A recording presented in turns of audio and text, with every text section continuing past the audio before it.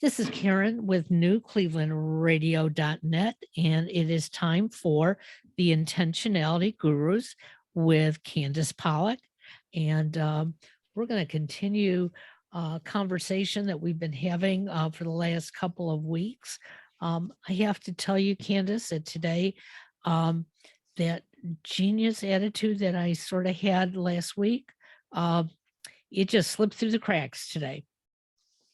It happens. It all happens to all of us. But the point is, if we have some little guardrails on ourselves, then we can at least, bang off the guardrail and get back on the road. Well, I finally did. And again, to our listeners, it's interesting how we can fall back into those, what I consider my bad habits, but then all of a sudden realize what I'm doing and pull the brake and say, wait a second, is this what I really want to be doing? Or, do I want to take that fork in the road where I have some new opportunities? And that's what I did today. Yeah, and the idea that as long as we have the meta learning, the learning how to learn or learning what we've learned and how to apply it in a different circumstance, we can find our way out and recognize there have always been forks in the roads, but when we're on automatic pilot, we can go down the same path and not look for those forks in the road. And Exactly. we give up some of that choice and some of that control over what we really want. So tell us what we're going to talk about today on how I can be a guinea pig. So what we're going to talk about today is just an extension, as you said, of some of our prior conversations, and it originates in the book, The Big Leap by Gay Hendricks. And he has written many, many books, but this one talks about how we have self-imposed upper limits on what we're capable of, what we think we're capable of, how we behave, where we spend our time and efforts and energies in terms of where we're spending time on where we're incompetent. We just don't have the skill set. So for me, that would have to do with technology, cars, those kinds of things, where we're competent, but not necessarily, where we should be spending a lot of our time. It kind of squanders our time and energy, where we're excellent. And then finally, where we can be genius. And then last time we talked about Einstein time in terms of how we perceive our time and apply our time. And any thoughts from that last conversation about the time? Well, you think of? Yeah, I've been thinking about it a lot because over the last, I feel like since beginning of December, my timing has been really off, whether it was the holidays or the new year, and then getting sick, and just so many things happening that there have been times where I am not productive the way I want to be, and part of that is because I haven't planned for the changes in my time schedule, and either I'm overbooking or I'm underbooking, or there have been some days that I haven't booked anything at all, and then I feel at a loss. So I need to find that comfortable path to get back on, and I started doing that after our last podcast, and it slipped away from me again. Yeah, and that's life, and that's what will happen. But if we can just remember the bigger picture, where we are on the path, then maybe we can get back onto the path more quickly than we might have if we never had that sense of the bigger picture. Right. So when we were talking about what the author talks about Einstein time, the underpinnings of the concept is that we can feel time pressure. And we feel time pressure for all sorts of reasons. Some of it is when we're doing things that we're not really equipped to do, where we're incompetent, or we are competent, maybe barely so, but it's not where we can get the best bang for our focus and our energy. So that would be, I don't know, anything having to do with, as I said, technology and so on. And that would not be a problem for you, but it's a struggle for me. And it always seems to happen when I'm pushing up against a deadline too. So something goes wrong. And then to be focusing on where we feel energized, the kinds of activities we engage in where we feel energized compared to those where we don't feel energized. And you had identified a couple the last time, but the idea is that the more time we can spend in those functions where we feel at ease and it's something we can do well, one of the tip-offs is we don't think of it as work. It's something that actually energizes us and we feel that we've accomplished something. Tends to be a tip-off that this is something we do well. The time just flies, but in a good way, not in a time pressure way, like we're running out of time. Exactly. All right. And then some of the things that we can delve into is where are we taking ownership of our time and where are we not taking ownership? So any thoughts around that? Yeah, so for instance, and it's always interesting as soon as you give me these little guides, it's like, I see it there. This morning, I had the whole morning off, so to speak. I didn't schedule anything on purpose. I knew there were a few things around the house that I wanted to possibly attend to, although they weren't urgent. So it wasn't like, I had to do them. But I found once I started doing one thing, then I felt I had to do the other. I just felt so compelled to keep going that I really wore myself out. And I came back into the office and sat down. And as soon as I sat down in the office, I felt like I had to do work in the office. And I caught myself as I started to, and I like pushed myself away from the desk. And it was like, no, I'm not going to do this now. And I went into another room, sat down on a chair where I didn't have any work in front of me to sort of like grab my attention. And I had conflicting feelings. Part of my brain was saying, why don't you just, get up and do these things and, forget that you're tired and just get it done. And then I had this other part of me basically saying, just sit here, take a deep breath. There's no rush. And I wasn't sure which way I was going to go. And, it was like, I felt like a cartoon character. I guess that's the best way of putting it. I was being, stretched by this imaginary stuff. And I finally just sat on the chair for about 15 minutes. And I got worn out, fighting internally with myself. But the way I broke it was not to go back into the office, not to go finish any of the other chores, but I chose to go take a shower, which sort of calmed me down. But most times I end up getting stuck in that hamster cage, just trying to get one more thing accomplished. And in the past, we've talked about where some of those origins are, right? Where some of that instinct comes from. And so in this context, your energy level doesn't sound to me like it was filled with ease. No. Okay. Understatement. Right. And so the kinds of things where there is ease would, in that context, would be what?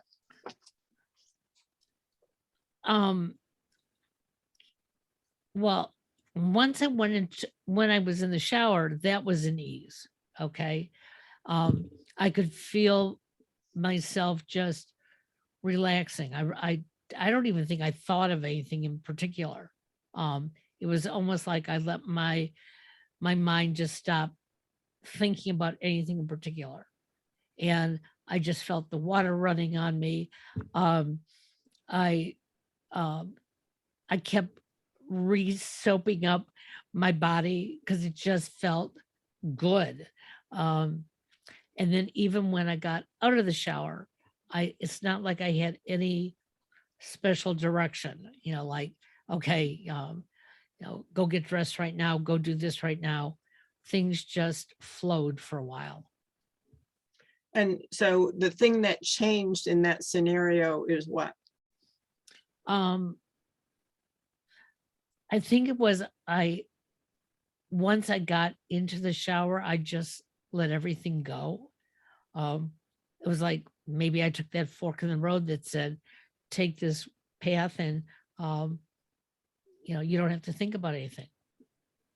And it's Yeah. okay to do it. All right. And so that really underscores the point, as he describes in the book, about Einstein time, meaning that it's timeless in a sense. It's not that time pressure that we often do to ourselves. And so the idea is to come home to the reality, as he says, that we are the source of time. It's not this external thing that is not enough for us. It's our thinking about it. So Yeah. do you see where that little toggle switch occurred? Yes, exactly. Yep. So what would it be like if you had more of that in your life? You might turn to a prune. Is that what you're going to say to me? No, You're in the shower. it's a possibility. Uh-huh. But I think if I could do it more often, um, and I was doing it more often, I just something triggered and I've been out of there. But um, what I realized um, later as the afternoon went on and my day was getting busier, that I didn't feel, I guess as you mentioned, I didn't feel crushed for time. Okay. Because things were getting done in a manner that felt comfortable. And it's not like I felt like I had anything hanging over my head. Um, let's get through this podcast because you got to do this or you got to do that. It was like, you know, just do what you got to do. But moments before, you had the mindset, I just need to do this. I just need to do that. I have these things pressing on me. Right. Okay. So it really underscores the fiction that we have to do those things. Right. All right. It's made up in our heads, that sense that we put upon ourselves. So if we can notice what we're saying to ourselves in the moment, I got to do this, I got to do that, et cetera, and know that it's just the stuff we say to ourselves, and then take that fork, notice that there is a fork to take. Then the next step would be, where else do I do this? And where else can I release that sense of time pressure? Okay. Thoughts?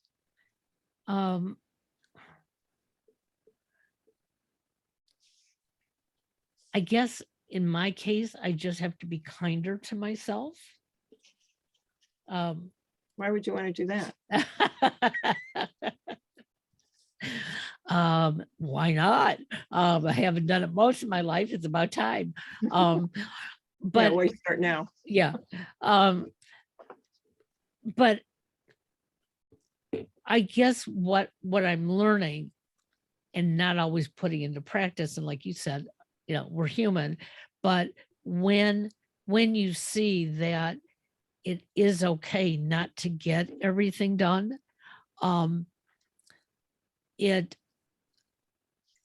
it's almost like, for me, I felt this heavy burden just like go off my shoulders, because I'm not even sure prior to that time what I really felt like I had to get done, if that makes any sense. Yeah, But so if you were able to go back and go through that mental checklist of this, I need to do this, I need to do that. Did you do them all? oh no, no.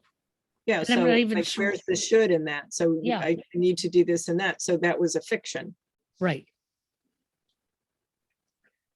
Well, And go ahead. I think if you talk to just about any woman who wants to be a professional but still wants to have a home, who wants to be there for her friends, and I'm using woman more than man because women tend to be this nature. Um, we want to do it all, and because we want to do, or we think we want to do it all, um, and we have to, that's what takes the time away from us.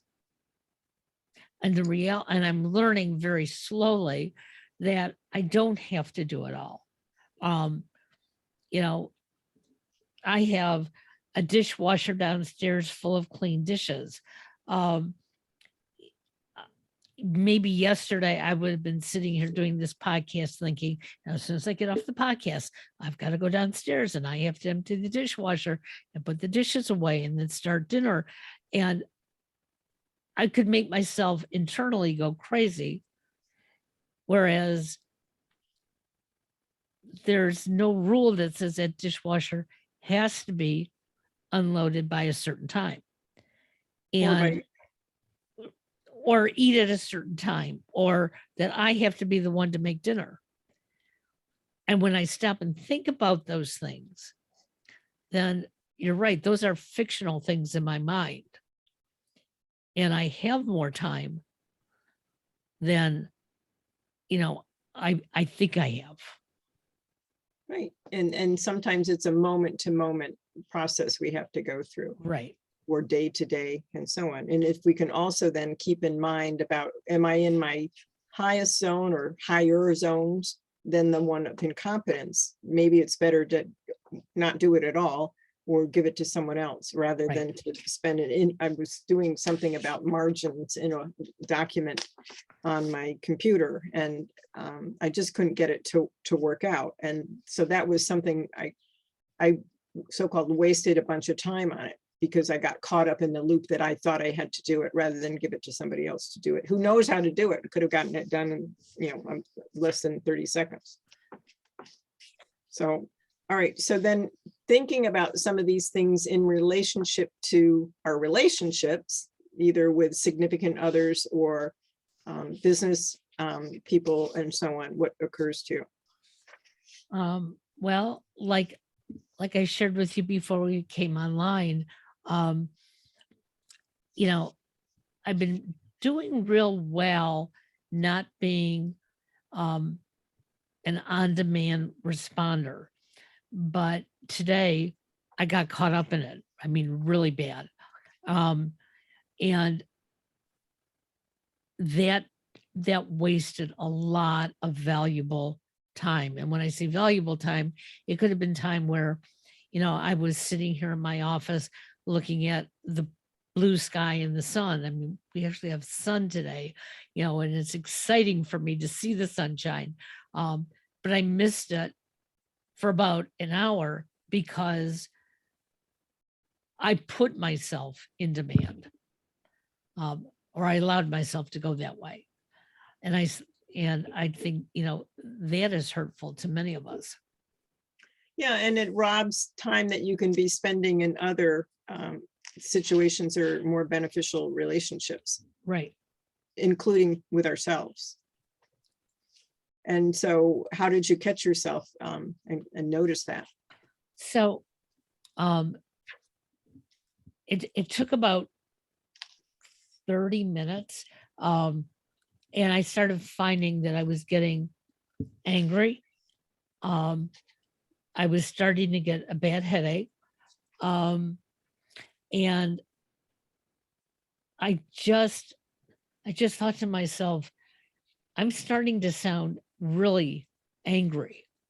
Um, and I knew that that part of me had to stop. And so it was like, I'm not going to respond anymore.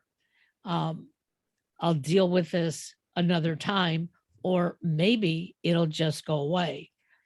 And as I learned later on, um, it all went away because the person found the answers they needed uh, in the first couple of my responses, but they weren't reading them. Our correspondence was, I would send mine, and while I was saying mine, they were sending theirs, and I was reading theirs, but they weren't actually reading mine. They just kept sending me questions. Um, and when I stopped, it was like, what a relief. I just don't need to deal with this, and I don't need to deal with it now. And now it's over and done with. And how could you protect yourself the next time? Because, something like it will happen. Oh, absolutely. So one of the things that I've done that has been somewhat helpful is I've turned off notifications on my computer. So, it doesn't ring a bell to tell me I have a new email or anything like that. And I have it turned off on my phone, even for text messages. Um, if something is urgent, somebody is really going to call me. It's not going to be in a text message. It's not going to be in an email. And so I've got myself not to check my email and my text messages, every 5-10 minutes. Again, if it's really important, they'll call me. For some reason this morning, I just got into that loop. And when I couldn't take it anymore, that's when, I thought, wait a second, I know what I can do. I can ignore this for now. And it worked. Imagine that, right? Yeah. But, I certainly have my share of it. And I started noticing a pattern of when I would somehow get hooked into responding to somebody's email, their sense of urgency and so on. And inevitably it was because I was overtired or I was hungry. I'd forgotten to eat. Interesting. Okay. All right. Because if I'm tired, I don't have as much internal resolve. I kind of run out of cope. And same thing with being hungry. There's, some like anxiety. It's not anxiety in a traditional sense, but, something that is unfinished. And it just sets me up. And it kind of reminds me, have you ever seen like a placid lake? No waves or anything. Right. And then a boat comes through. And if there's even a tiny breeze, it kind of picks up on that. And then it starts to get really choppy. Yep. So that's always the image I have, that if I go in with a little bit of choppiness, it doesn't take much to really become choppy for me. And then I just have to, just like you did, kind of get my wits about me and say, okay, I need to extract this. But, I have been tracking my sleep and so on. And I can almost pinpoint to a moment of, all right, I was overtired. And that makes me more vulnerable, which now makes me protect my sleep all the more. So we can just be noticing those kinds of patterns, doing a little Absolutely. post-mortem and so on. So then in relationships, talking about some of these things, not having enough time to, be with our loved ones or with friends and so on. How might this play out? So when I get to that point where I feel like I have to do one more podcast, respond to one more email, it does cut into family time. And I have asked my family, and they not real good at it yet, they're getting better, but to sort of nicely remind me, because sometimes, I guess my issue is that when I step away from my work to be with them, but they're not available to be with me, then I internalize, well, wait a second, then why didn't I just keep working? And sometimes I even need them to just say to me, I may not be available now, but I'm glad you're taking a break. And that's helping all of our relationships. So that it's almost like they're giving me permission to step away from it all. But who is the real gatekeeper there? Oh, I am. And Because I can go back to work, if I don't want to listen to them. or for other reasons. Well, yeah. So Cal Newport talks about having shut down complete, a time of the day that you declare that your work is stopping. And we've, briefly talked about that, but in the book Deep Work, he talks about it in his other books and so on. But the idea is that we don't let our work life bleed into our personal time, because that impacts the quality of our relationships and so on. And then also, without having some guardrails on our work time, that persona, that role, then it's harder to turn off that role. And Right. that can help contribute to that, Karen on demand thing. So if an email did come in so-called after hours, after your hours, maybe not theirs, somebody else's, it can be hard not to respond to it. Well, and I've gotten better about that because now my husband, he works IT and he works project work. And most of the days he goes very early in the morning. He's home by mid-afternoon. Well, I'm usually on a podcast by then. And then in the evening, he checks his email. But I have determined that when I leave my office at the end of the day and go down to make dinner, or we go out to eat, whatever it is, that unless my husband calls me back into the office because there's something he feels that we need to do together, I stay out of the office. And not because he's in it, but because this is my downtime. Okay. This is when I can either watch TV, read a book, listen to music, or do a house chore if that's what I choose. So, and that's the point, that you have choice in it. It isn't just something that you're automatically doing by default, because you have that work ethic of, I need to be productive even Right. if I'm on my own time. Exactly. All right. So looking forward to the week, through the remainder of this week. So where do you see opportunities to do more of that, and to make sure your guardrails are up on that time and your attention and energy? Well, the interesting part is I have decided to take basically the next 3 days off. What? Yeah, can you believe it? So, and I chose to do it because my weekend IT job, they're giving us a weekend break. So when I looked at that, I thought, wouldn't it be nice to have 3 days in a row that I don't have anything on my calendar?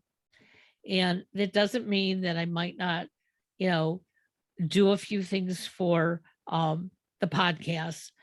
But if I choose to do them, then that's, again, a choice. But I really didn't want to plan anything for the next 3 days. I understand the weather is supposed to be nice in Northeast Ohio, at least on Saturday. And if that's the case, I hope that maybe, I can get outside in nature and take a walk or do something. But I don't want to plan anything. I just want it to just evolve. So if I could step into the screen and offer a little idea just to plant a seed, would that be something that you'd be open to? Absolutely. as if you could say no. Um, So maybe, when you're out in nature and so on, you could really get in touch with where you feel bliss in terms of your time and your activities and attention, and be looking for opportunities just in the 3 days where you could be spending a lot of time in that zone, that genius zone, because that's where the Einstein time shows up, that there's no time pressure. It's just you being connected to yourself and the things that bring you joy, even if it's just thinking. Yeah, that sounds good.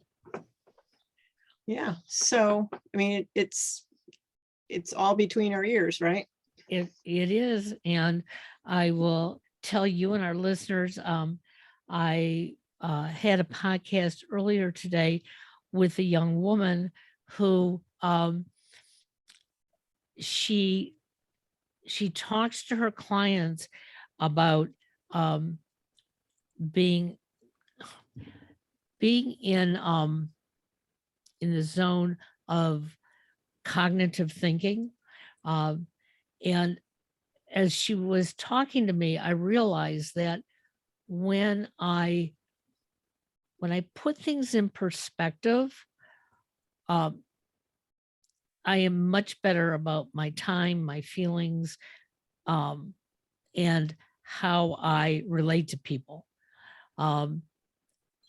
It's when I let my mind wander is when I become so ingrained in, being on demand and having to do one more thing.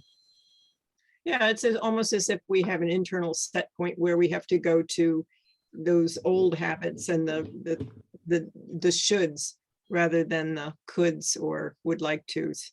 And so my wish for you over this next 3 days is you could spend a lot of time in the would like tos and possibilities and not the shoulds. I'm looking forward to it.